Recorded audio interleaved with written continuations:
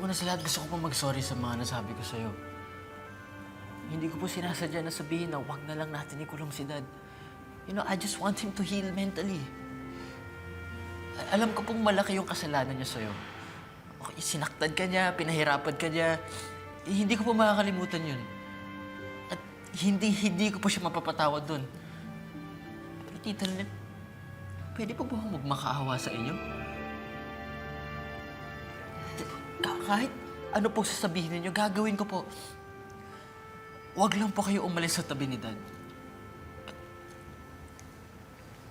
Harry, Si Tita Lynette, di. Lagi po ang pangalan niyo ang binabanggit niya at lagi po kayong hinahanap niya eh.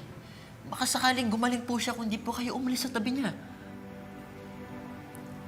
Harry, makinig ka sa akin, ha? Hindi ako makakatulong para gumaling ang daddy mo.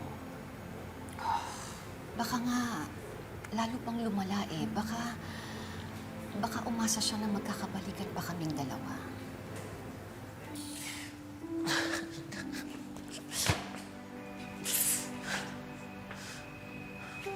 Tita Lynette, ano pa pwede kong gawin?